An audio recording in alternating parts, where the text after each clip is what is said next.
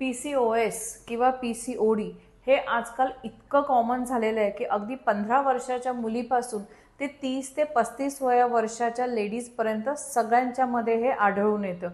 तर PCOS म्हणजे नेमकं काय, हे कसं होतं, ह्याच्यामुळे शरीरात काय बदल होतात, कारणं काय, लक्षणं काय, आपल्या आरोग्यावर त्याचा काय परिणाम होऊ शकतो, हे आपण आजच्या व्हिडिओमध्ये बघणार आहोत.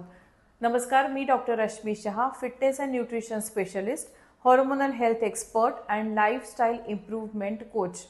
पण व्हिडिओ पुढे जाण्यापूर्वी आमच्या चॅनलला नक्की लाईक करा, शेअर करा आणि सबस्क्राईब करा. चला तर मग आजच्या व्हिडिओला सुरुवात करूया. आजचा व्हिडिओ आहे इट्स ऑल अबाउट PCOS किंवा PCOD. PCOS किंवा PCOD म्हणजे पॉलिसिस्टिक ओव्हेरियन सिंड्रोम किंवा पॉलिसिस्टिक ओव्हेरियन डिसऑर्डर. आता आपण बघूया एक्झॅक्टली आपल्या शरीरात काय आणि कसे बदल होतात ज्याच्यामुळे PCOS किंवा PCOD होऊ शकतं. पूर्वी आपल्या आईला किंवा आजीला PCOD किंवा PCOS म्हणजे काय हे माहीत सुद्धा नव्हतं. त्यानंतर साधारण 30 ते 40 वयोगटाच्या स्त्रियांमध्ये याची जास्त लक्षणं दिसू लागली. विशेषतः गर्भधारणा न होणे या कारणासाठी यावर भरपूर रिसर्च व्हायला लागला आणि आत्ताच्या जेनझी मध्ये तर अगदी 16 ते 17व्या वर्षीच PCOS ची लक्षणं दिसू लागतात. गेल्या वर्षभरामध्ये माझ्याकडे एकूण 37 PCOSच्या केसेस आल्या आहेत, ज्यात 15 ते 20 वर्षांच्या मुलींचा समावेश आहे. बदलती जीवनशैली म्हणजेच लाईफस्टाईल हे त्यामागचं प्रमुख कारण आहे. यावर आपण व्हिडिओमध्ये बोलणारच आहोत, पण त्यापूर्वी जाणून घेऊया आपल्या शरीरात कोणते असे बदल होतात ज्यामुळे हा त्रास होऊ शकतो. PCOS ही एक हॉर्मोनल समस्या आहे ज्यामध्ये शरीरातले हॉर्मोन्स इम्बॅलन्स होतात किंवा हॉर्मोन्सचं संतुलन बिघडतं.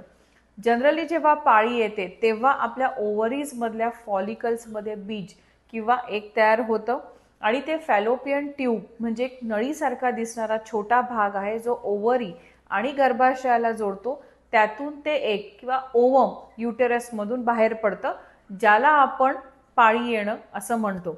पण जर हे बीज शुक्राणूंच्या संपर्कात आलं तर गर्भधारणा व्हायची शक्यता असते.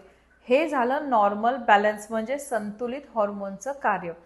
आता विचार करा, जर हे संतुलन बिघडलं तर काय होईल? तर हे सगळं बिघडेल, असंतुलित आणि अनियमित होईल. PCOS म्हणजे पॉलिसिस्टिक ओव्हेरियन सिंड्रोम. पॉली म्हणजे अनेक, सिस्ट म्हणजे गाठी. तुमच्या अंडाशयामध्ये अनेक प्रकारच्या गाठी निर्माण होतात. त्या पाण्याने भरलेल्या असतात, त्याला फॉलिकल्स असेही म्हणतात. प्रत्येक पाळीच्या वेळी हे फॉलिकल मॅच्युअर होतात आणि ओवम म्हणजे हे जे एग किंवा बीज शरीरातून बाहेर टाकतात. PCOS मध्ये खूप सारे म्हणजेच 15 ते 20 पेक्षा जास्त फॉलिकल्स तयार होतात, ज्याला साध्या भाषेत पाण्याच्या गाठी असेही म्हणतो. जेव्हा हे स्त्री हॉर्मोन्स म्हणजे FSH आणि LH नीट कार्य करत नाहीत किंवा फॉलिकल्स मॅच्युअर होत नाहीत तेव्हा ते बीज ओवम बाहेर टाकत नाहीत, म्हणूनच पाळी नियमित येत नाही. त्याचप्रमाणे हे स्पर्म्स म्हणजे शुक्राणूंच्या संपर्कात न आल्याने गर्भधारणा होत नाही. आता हे ओव्हरीमधून मॅच्युअर न झालेले अनेक फॉलिकल्स म्हणजे सिस्ट हे तिथे जमा होतात, म्हणून याला पॉलिसिस्टिक म्हणजे अनेक सिस्ट असं नाव आहे.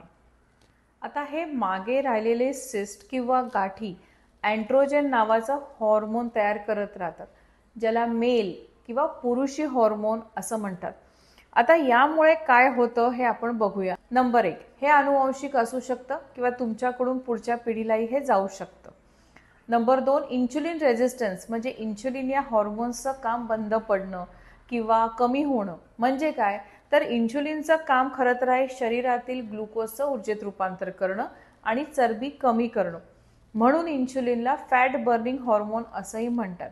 आता तुम्ही विचार करा, जर तुम्ही जे काही खाता ते शरीरात वापरलं नाही गेलं तर त्याचं काय होईल? तर ते शरीरात साठून राहील आणि वजन वाढेल. नंबर 3, चेहऱ्यावर अंगावर सूज येते, ब्लोटिंग किंवा फुगल्यासारखं होतं. नंबर 4, चेहऱ्यावर पुरुषांना दाढी येते त्याप्रमाणे केस येऊ लागतात. 5, त्वचा कोरडी पडणे, चेहऱ्यावर पिंपल्स येणे इत्यादी. नंबर 6, केस गळणे किंवा चाई पडणे. तर आत्ता आपण बघितली PCOS किंवा PCODची कारणं आणि लक्षणं. जर तुम्हाला तुमच्या मुलीमध्ये किंवा बहिणीमध्ये किंवा तुमच्या आसपास असलेल्या कुठल्याही स्त्रीमध्ये यातली एक किंवा एकापेक्षा जास्त जर लक्षणं आढळली तर त्वरित आपल्या डॉक्टरांना भेटा आणि त्यांचा सल्ला घ्या. पण जर ही लक्षणं तुम्ही दुर्लक्षित केली, याच्यावर योग्य वेळेला ट्रीटमेंट नाही घेतली तर ही खूप जास्त प्रमाणात वाढू शकतात आणि एंडोमेट्रियल कॅन्सरचा धोकासुद्धा तुम्हाला होऊ शकतो. जर तुम्ही ह्या सगळ्यांना दुर्लक्ष केलं तर त्याचबरोबर तुम्हाला स्ट्रेस, डिप्रेशन, स्लीपलेसनेस यासुद्धा गोष्टी होऊ शकतात आणि त्रास कमी व्हायच्या ऐवजी तो जास्तीत जास्त वाढू शकतो. आता आपण आत्तापर्यंत बघितलं की हॉर्मोनल इम्बॅलन्स हे खूप सर्वात महत्त्वाचं कारण आहे PCOS किंवा PCODचं. त्या व्यतिरिक्तही अजून बरीचशी कारणं असतात, तर ती आता आपण पुढे बघूया. नंबर 1, नियमित व्यायाम न करणं. नंबर 2, जास्त वेळ बसून काम करणं.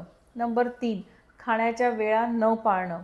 नंबर 4, भूक लागल्यास काहीही आणि अनहेल्दी, तेलकट किंवा बाहेरचे हॉटेलमधले पदार्थ खाणे. नंबर 5, झोप पूर्ण न होणे.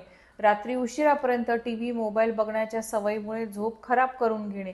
नंबर 6, खूप सारे साखरेचे, गोडाचे पदार्थ, चॉकलेट, केक, पेस्ट्री हे अति प्रमाणात खाणे. आणि नंबर 7, सतत काळजी करणे किंवा टेन्शन घेणे.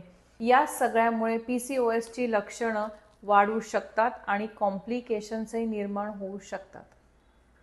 घाबरू नका. PCOS किंवा PCOD हे आटोक्यात आणणं खूप सोपं आहे, पण त्याच्यासाठी काय करावं लागेल, काय उपाययोजना कराव्या लागतील, घरगुती उपाय काय करावे लागतील, लाईफस्टाईल कशी बदलावी लागेल आणि अजून काय काय करावं लागेल हे बघूया याच व्हिडिओच्या पुढच्या भागात.